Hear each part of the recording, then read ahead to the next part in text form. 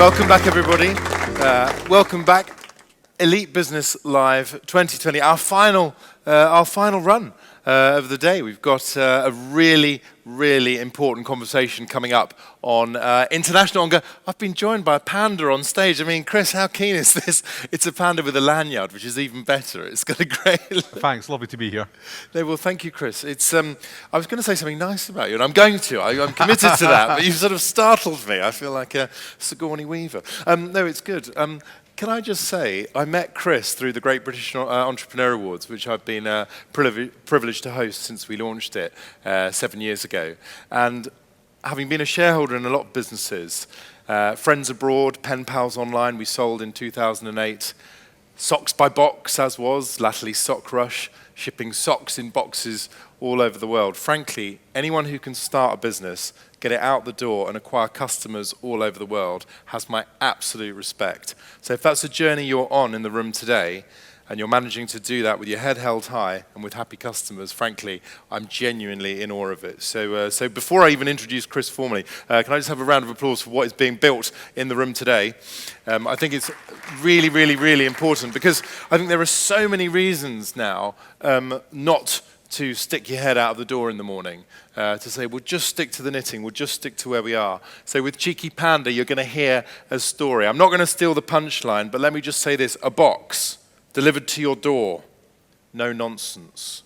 We'll hear about the journey. Chris, it's not your first business. You started and sold a business in a completely different sector. You're going to get us started thinking about going global. He's our final keynote before Joe joins us from Green and Blacks to round off our day, and what a global story that was. But he is the Cheeky Panda epitomized. Ladies and gentlemen, here at Elite, please welcome Chris Forbes. Hi, everyone. So today I'm going to talk about building an international brand. And what I've got today is I've got a consumer goods brand. And my consumer goods brand produces bamboo tissue. And we'll come to that in a minute. But previously, before running a consumer goods brand, I also ran an international services brand. And I sold recruitment services around the world, predominantly to the world's main sort of financial markets sectors in Hong Kong, New York, Tokyo, Singapore, and Zurich. So I've got quite a lot of experience about international business, and it was really quite good fun to actually change sectors and kind of go from services and kind of go into consumer goods. And I'm hoping to share some of that wisdom with you today. So let's look at why I decided to get into the bamboo business. And the reason why I did this slide shows it perfectly. On the left-hand side, that's trees after they've been forested, and you might have seen if you've been around the UK, when trees are cut down, you've got this lovely tree patch, and then you've just got this barren waste. And it takes 20 to 30 years for trees to grow to be harvested. And one, it doesn't look very good, but also we live in a world of stretched resources. And what we've got with bamboo is we've got the world's fastest growing plant.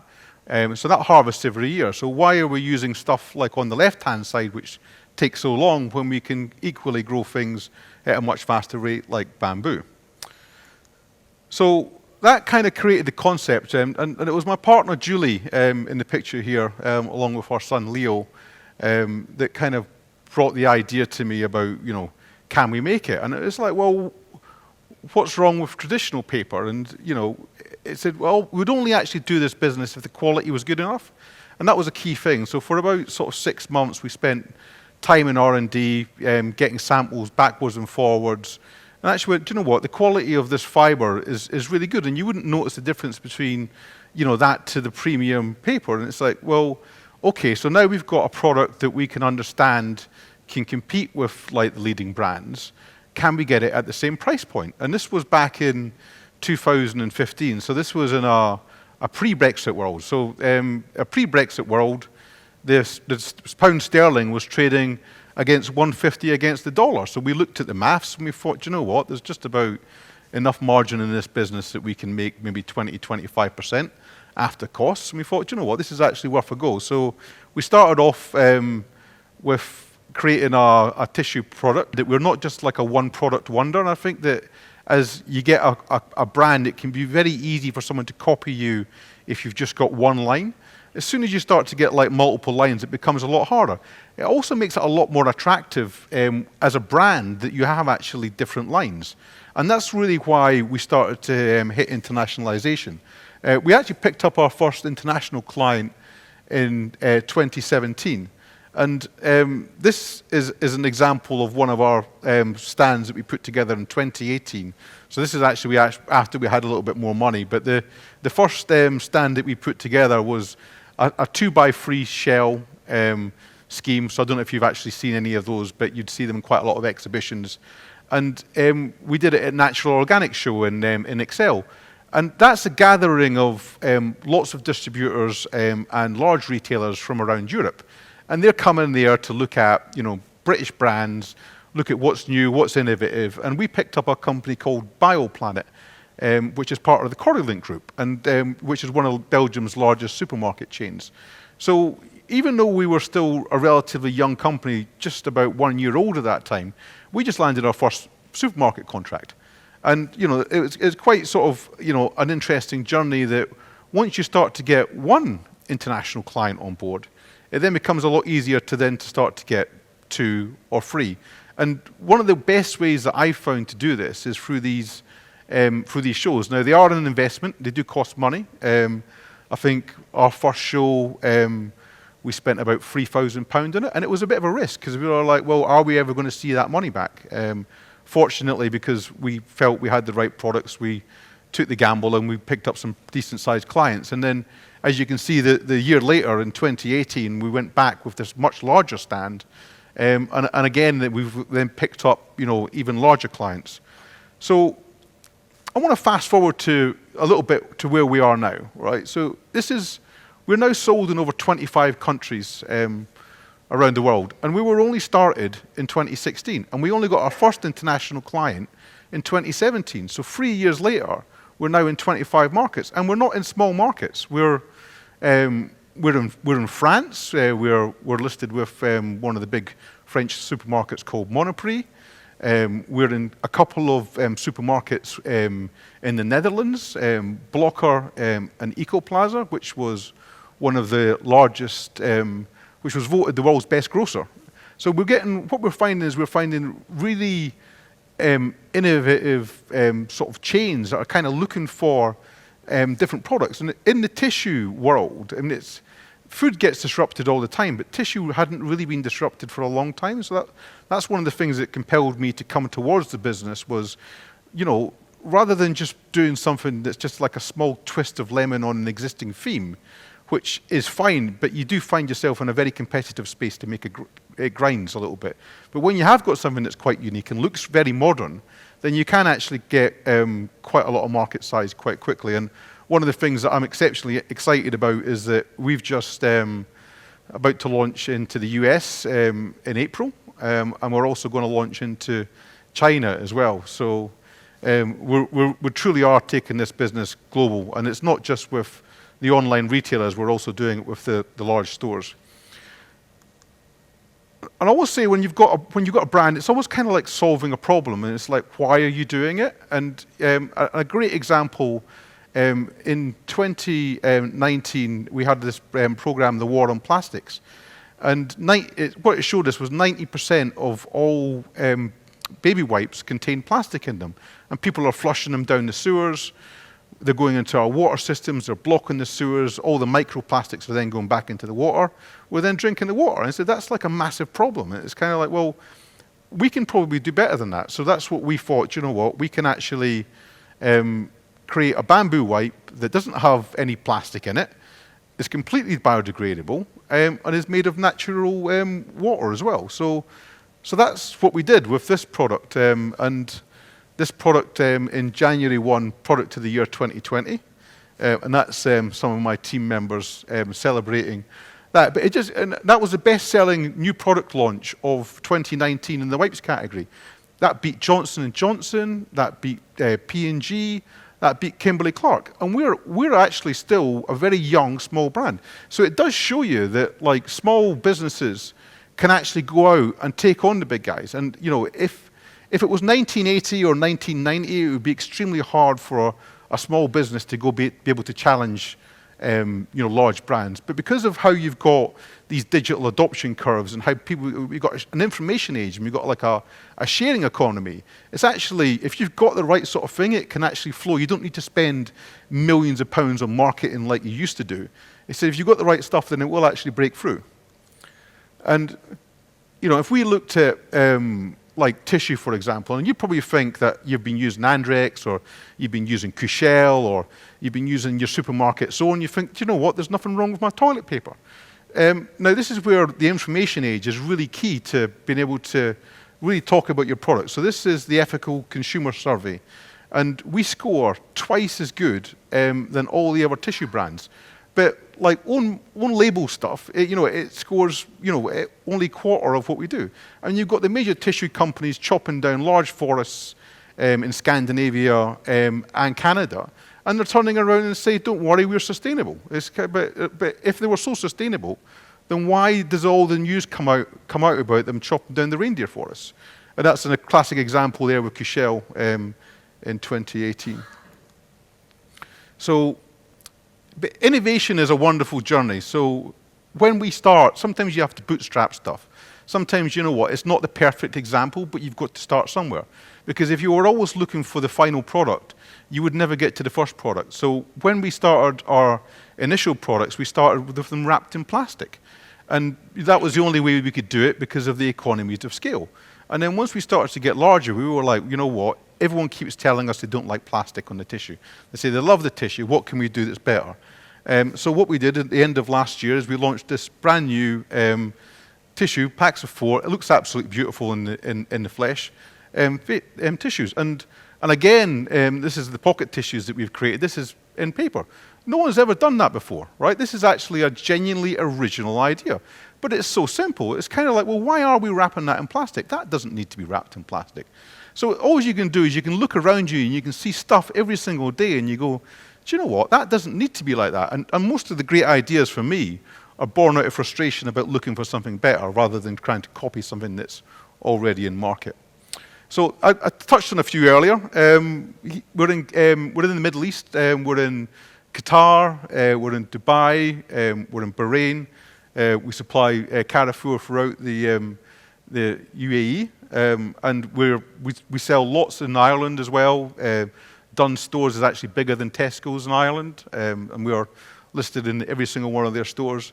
And we've got like places like Life, which is like a Boots equivalent pharmacy, and they're all sort of through Scandinavia, so into sort of Finland, Sweden, Norway, Denmark. And the Europeans are quite progressive on stuff, so just because you're waiting for something to happen here doesn't mean that you can't just kind of build it in Europe. It doesn't matter which way it comes round. It's not always that the UK is first with things. Sometimes the UK can be quite conservative, and sometimes you'll find that even like Americans or Europeans will just run with an idea quicker than what the British will. So this is an example about some of the scale that we're at. I mean, we've got quite a sizable operation now. I mean, I think we're over £5 million turnover now. Which is a lot of tissue. I mean, we sell, tens and 20s, 200, 300 tons of product every month. And, so it's quite a significant operation. It's definitely one of those products that you need to stack it high and sell lots of it to make any money out of it. But once you actually get it to scale, it actually performs really well. But that's a great picture about, how these things can be displayed abroad. Now, if you are going to sort of come out, and this is very relevant to consumer products rather than services, and it's good to have an understanding about what your service offering is and like what people like about it. But what we have is we've spent a lot of time on the data, and if you understand your customers, you can understand your customers from talking to them at shows, you can get them from the social media feedback, or then you can just get general feedback. If you understand your customers, you'll know exactly what you're doing right and exactly what you're doing wrong. One of the interesting, it's probably a bit hard for you to read there, but it's just as what we have is we've got a universal product.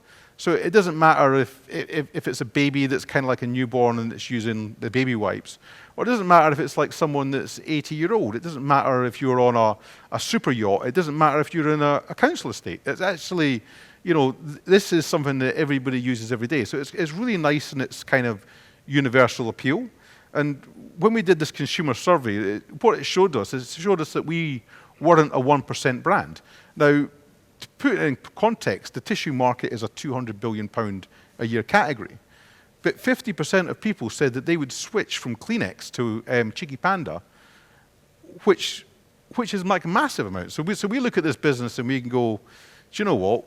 We're doing quite well, but there's so much more that we can do. And because we're a business that's got impact, our core thing is, let's try and save trees. But not just try and save trees, let's try and be a nice company at the same time.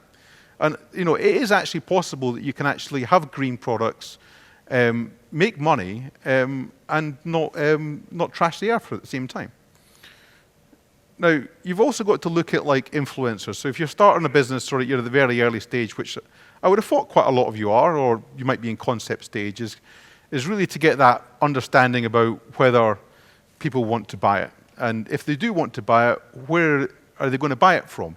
And then if you know where people want to buy it and where they want to buy it from, then that's kind of where you make your priorities. And there's a great example there is on influencers. And this one post with the toilet tissue with a lady in Belgium, that got over 10,000 Instagram likes. So you can actually get quite high impact at sort of relatively low investment. And digital influence is just such a great way to build brands. I mean, you can kind of do the big stuff. I mean, you might have seen some of our adverts in the train stations recently. You might have seen us on the escalators in the tube. We've actually got 2 buses that we've just commissioned, so they'll be running around London in March. I'm really looking forward to seeing that. But it's not if you just give stuff to people, then sometimes they'll write about it. And so Joanna Lumley, she's a big ambassador for our brand. And we didn't pay Joanna Lumley any money. Joanna Lumley doesn't need the money. She's got loads of money. But she went, actually, do you know what? I like this brand. And you'll find that, okay, sometimes the Z list will be just, I'll promote it because I want my checklist. But actually, people that have got true influence and power will actually do things because they've got the right way of approaching stuff. This is some more stuff that we did around sensitivity. So sensitivity, sometimes when you create good products, they've got unexpected consequences. And one of the unexpected consequences that we found is that we kept getting all these people that had sensitive skin writing to us on Amazon or saying like what a difference it made to their life. And we were like, what's going on here, right? There's nothing magical in the bamboo that's kind of making people feel better about their skin. And it's like, well, what are they putting in the other stuff? And, a lot of tissue comes from newspapers. It's recycled, and it has to go through a bleaching and de-inking process. And those chemicals are not good for the environment, and they're certainly not good for your skin. So it's kind of like, by having a more natural product, we've actually created something a lot better as well.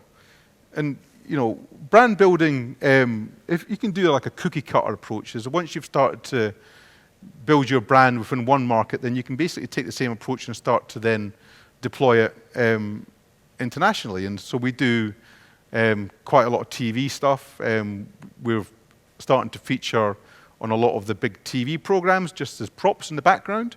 This is Julie on the BBC there. We've done some advertising. We do some quite quirky things. But you can do this sort of like a trial and error things. And to start off with, you've got practically no budget. But then once you start to build momentum in your business, and you just sort of try different sort of flavors and see what works and what doesn't work. And this was us on Good Morning this morning the other day. And Robert Diaz is one of our clients. They came to us and said, we need something sustainable. What can you do? There's Holly telling her how much she loves it, despite the fact that she's actually already contracted to another tissue company. But when they're actually on TV, they're allowed to say whatever they think, rather than when they're outside TV, they promote what their agent's given them to promote. In the UK, this is kind of where we are. We're like I said, we're still a relatively young business, but we've done really well. I mean, Amazon's such a great business model for new startups. WH Smith's very good. Boots, Holland and Barrett, and some of the sort of smaller players. Like the natural organic channel, like the Whole Foods and the Planet Organic and As Nature Intended are really great ways to build the brand, because people that are influencers go into that type of shop, and then they're likely to take photographs and then post it on their Instagram. and then you capture all their followers, and you know it's a really good way to be able to establish that sort of brand credibility. And when you internationalize, actually, people look for the British brands or the European brands that you're already with. If you've already got a good portfolio of names on your client list, then it basically means that other people think, well, I'm not first. All these other big brands have already adopted it, and it becomes less risky. So the bigger you are, the easier it gets in a lot of ways. This is just a bit of an indication of one of the UK warehouses that we've got, just a bit about scale. We've got something the same size in Europe and the US now as well. So I'll be on the panel after this, so it's just a little bit, this is my team, quite a young team, all love wearing panda hats. And you know, do feel free to follow me on LinkedIn. I am an avid poster of content. I'm always giving tips as well, so you can learn some lessons in terms of like how I do things, and do feel free to reach out. But I'm very busy, so just make sure that it's not too time-consuming what you're asking me. So thanks very much. Thank you very much, Chris. Thank you. That was absolutely fascinating. And I just noticed, Chris, you're advertising across a whole range of different media there. I just wonder, how does that differ internationally? Have you chosen different channels in different markets? So we're now actually developing our adverts to be quite digitally focused adverts. So that means that if you do it with actors, then it's obviously a problem because it will dub, and it won't dub very well. But if you have just like moving images, then you could put it in French or you could put it in German. So you could use one commercial and then you could have it for 20 different languages. Yeah. So I think that sort of flexibility when you're doing adverts, it's literally about how quickly can you deploy. And then once you're in a market and that market starts to make money, then you can start to invest into more traditional media, like with the tubes and stuff like that. Yeah, well, because some of that, if you'll excuse the pun, some of the tube advertising's taken a bit of a pasting, particularly yesterday, because it's not as measurable.